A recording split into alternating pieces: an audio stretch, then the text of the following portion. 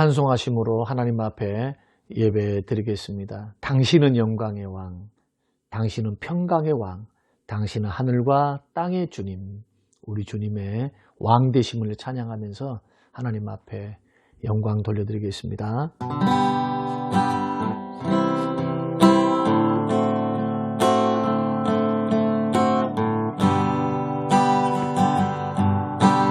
당신은 영광의 왕, 당신은 평강의 왕, 당신은 하늘과 땅의 주, 당신은 정의의 아들, 천사가 무릎 꿇고 예배하고 찬양하네. 영원한 생명 말씀, 당신은 예수 그리스도 주, 호산나 다윗의 자손께, 호산나 불러 왕 중의 왕, 높은 하늘에 영광을 예수 주 메시아네.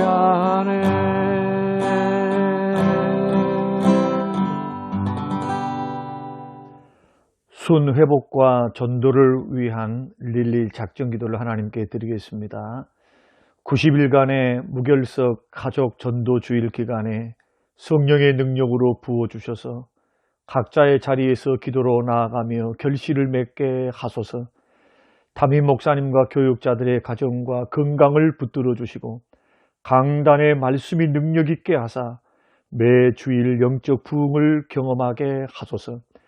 중직자들이 주님을 사랑하는 마음으로 교회를 사랑하게 하시고 맡겨진 자리에서 기도함으로 충성되게 주님을 섬기게 하소서. 코로나로 인한 어려운 상황 속에서도 예배 자리를 거룩히 지키고 은혜의 자리에서 멀어지지 않게 하소서. 믿음이 연약한 지체들을 붙들어 주시고 순 모임을 통해 서로가 회복되는 시간들이 되게 하소서. 다음 세대가 온 오프라인 예배를 통해 주님을 깊이 만나며 하나님 나라를 이루는 도구가 되게 하소서. 예비된 영혼들을 붙여주셔서 기도와 섬김을 통해 열매를 맺게 하소서. 믿지 않은 가족들이 속히 주님께로 돌아와 주님을 만나고 변화되게 하소서. 재개발과 또한 교회 이전을 위해서 기도합니다. 하나님 협상이 은혜 가운데 잘 진행되게 하시고 하나님의 영광을 위하여 성전이 아름답게 지어질 수 있도록 협상 당사자들과 그리고 상대방에게 은혜를 베풀어 주사 마음의 변화를 주시고 감동되게 하소서. 협력한 자들이 되게 하시고 이 일을 맡아 주관하시는 당회와 장로님들에게 말의 지혜와 성령의 능력을 더하여 주시고 지혜를 허락하여 주옵소서. 감사드리며 예수님 이름으로 기도합니다. 아멘. 오늘 우리에게 주신 하나님의 말씀 갈라디아서 5장 1절 말씀입니다.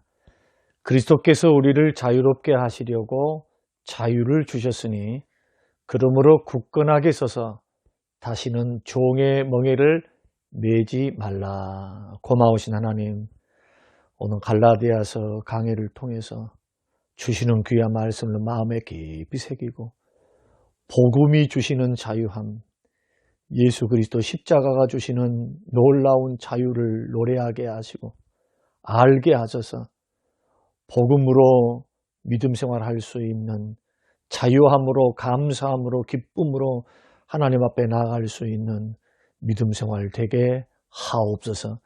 감사드리며 예수님 이름으로 기도합니다. 아멘. 오늘 저는 갈라디아서 5장 1절 말씀을 통해서 그리스도인의 자유다라는 제목으로 함께 말씀을 나누고자 합니다. 종교개혁자 루터가 갈라디아서를 주제를 이야기하기를 그리스도인의 자유의 대헌장이다 이렇게 책의 별명을 이렇게 지었습니다. 그리스도인의 자유에 대해 헌장이다. 그래서 예수님이 십자가에 죽어주심으로 그 공로 때문에 우리를 자유케 하셨다는 말씀이거든요.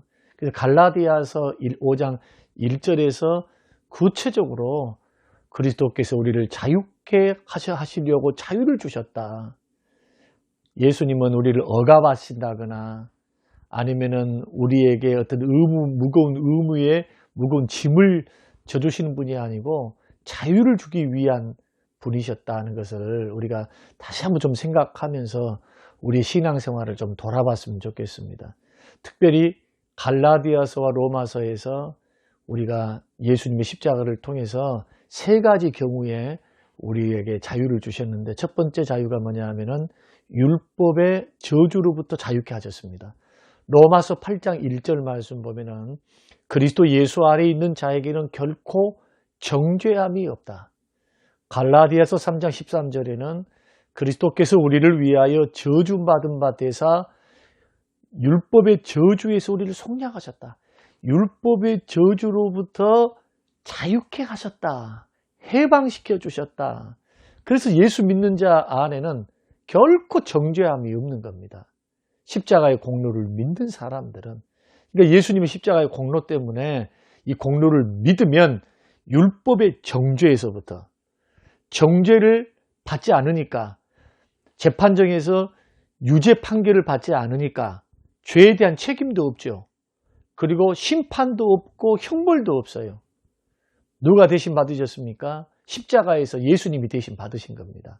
그리고 목숨값, 피값으로 목숨값으로 모든 것을 나를 위해 다 지불하신 겁니다.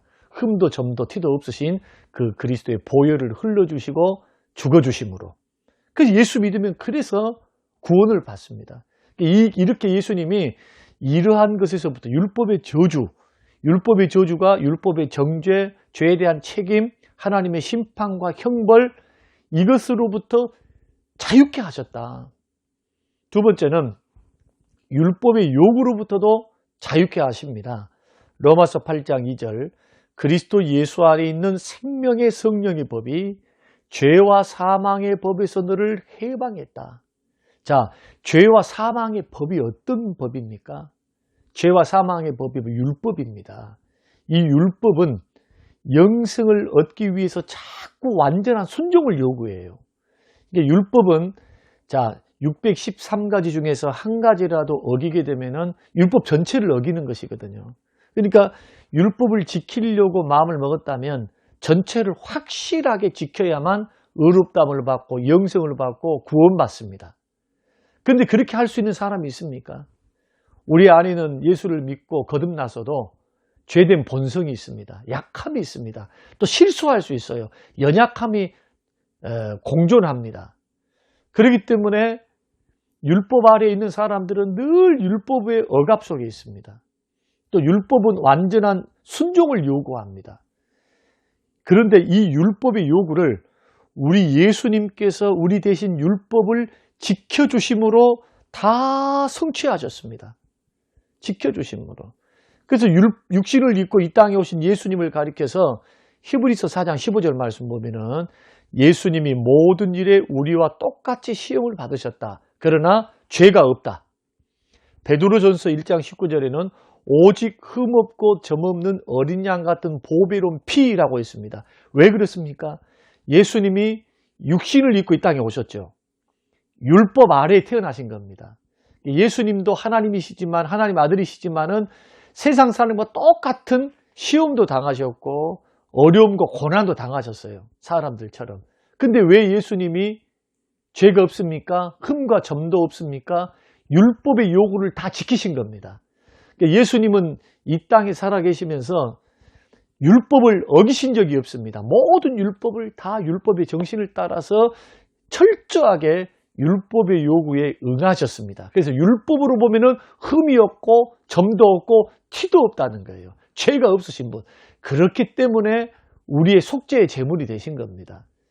그런 율법의 요구를 예수님이 이 땅에서 다 이루셨고, 더 중요한 것은 십자가에서 율법의 정죄, 율법의 어떤 우리들이 지었던 모든 죄악들까지도 다 도말하심으로, 없애주심으로 해서 성취하셨습니다. 그래서 그 예수님을 믿으면 의롭다함을 받습니다. 그 후에 율법이 우리에게 자꾸 요구합니다. 율법 지켜야 의롭다함을 받는다. 율법을 지켜야 구원받는다. 영생을 얻는다. 이 요구를 할 수 없다는 거예요. 내가 받을 수도 없고 요구를 받을 수도 없고 율법이 나를 요구할 수도 없어요. 왜냐하면 예수님이 성취하신 율법의 요구를 성취하신 그 성취를 내가 믿음으로 받은 겁니다. 믿음으로. 예수님이 성취한 그 의의를 내가 믿음으로 받았기 때문에 이미 율법은 끝났어요. 나에게 의롭다는 길로서는 끝났습니다. 구원받는 길로서는 끝난 거예요. 예수님이 십자가에 죽어주심으로 율법의 요구로부터 우리를 자유케 하신 겁니다. 예수님이 대신 다 짊어지신 겁니다. 얼마나 감사합니까? 그러니까 구원받는 길이 단순합니다. 예수 믿으며 구원받습니다. 그 예수님을 마음에 믿고 입으로 시인하면 구원을 받습니다. 그 세 번째로는 개인적인 양심 속에 있는 두려움, 지나친 죄책감으로부터 우리를 자유케 합니다. 자, 율법이 요구도 못하죠. 율법이 우리를 저주도 못합니다. 율법이 정죄도 하지 않습니다. 십자가 때문에. 심판과 형벌도 없습니다. 그러니까 내가 예수를 믿고 난 후에도 짓는 죄들이 있거든요. 부지불식간에 고의로 짓고 아니면 약해서 짓고 이런 죄를 지을 때도 하나님의 형벌을 받을 거야, 하나님의 심판을 받을 거라고 하는 두려움 속에서 우리가 떨 필요가 없습니다. 죄책감 가질 필요도 없어요. 지나친 죄책감은 안 됩니다. 그러나 죄를 가슴 아파해야 되죠. 왜냐하면 하나님께서 독생자를 보내시기까지, 죽게 하시기까지 죄를 미워하셨으니까 이런 죄책감은 당연해요. 죄를 지으면. 그러나 심각한 죄책감은 잘못된 겁니다. 회개하면 됩니다. 회개함으로 나아가면 돼요. 우리 아버지 하나님께 예수 믿으면 우리는 하나님의 아들이 된 겁니다. 자녀가 된 겁니다.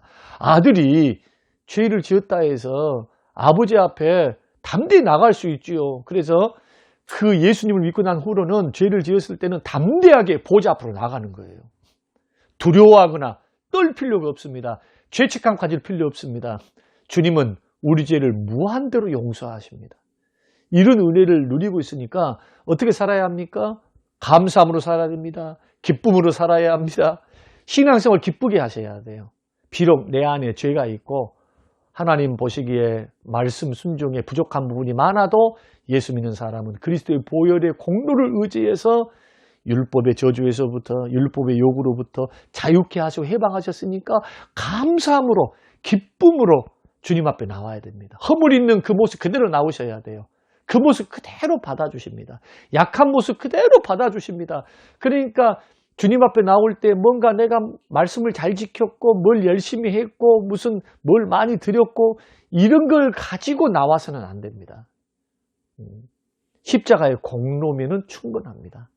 예수 그리스도를 믿는 믿음, 십자가에서 나를 해방시켜 주시는 그 자유를 주신 놀라운 주의 은혜를 고백하면서 감사하면서 찬양하고 나아가야 된다. 그런데 5장 1절 말씀 보면은 다시는 굳게 서서 종의 멍에를 매지 말라고 하잖아요. 갈라디아 교회에 있는 거짓 선지자들이 찾아와가지고 자꾸 율법 지켜서 구원받아라, 율법 지켜서 의롭다함 받아라, 율법 지켜서 하나님 앞 인정받아라. 절대로 그런 말 들어서도 안 되고 다시 종의 멍에 매면 안 됩니다. 뭔가 행해가지고 구원받는다, 뭔가 행해가지고 하나님 앞 인정받는다, 이 길이 이미 끝났다. 그러므로 그리스도인들 어떻게 살아야 하느냐? 그 십자가의 공로 때문에 은혜를 누리고 사셔야 돼요.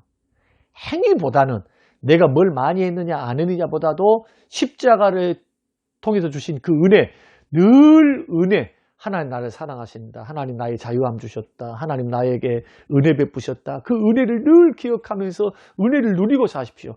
막 했다 안 했다 이것 때문에 벌벌벌벌 걸릴 필요가 없다. 두 번째는 사랑으로 섬기고 살아야 됩니다.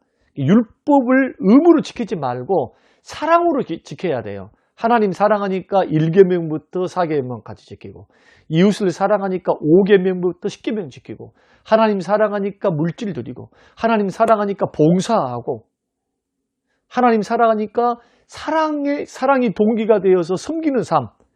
이게 율법이 의무에 목매가지고 11조 드려야 돼, 주일날 해야 돼, 뭐 의무로, 막 억지로, 마지못해서 하면 안 돼요.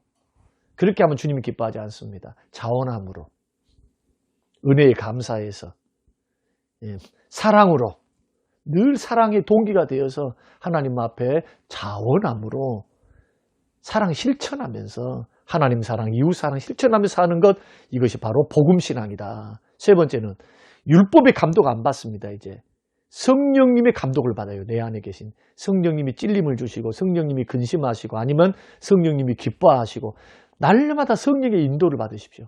성령님은 우리 속에 마음의 소원을 두고 행하시게 하셔요. 소원을 일으키십니다. 그리고 우리에게 말씀을 깨닫게 하셔서 진리 가운데를 인도하시고 깨닫게 하셔서 우리를 인도해 가시거든요. 은혜를 누리고 사랑으로 섬기고 성령의 인도를 받고 성령의 감독을 받고 사는 것, 이것이 바로 율법주의 삶이 아니라 복음적인 삶이다. 복음으로 사는 삶이다.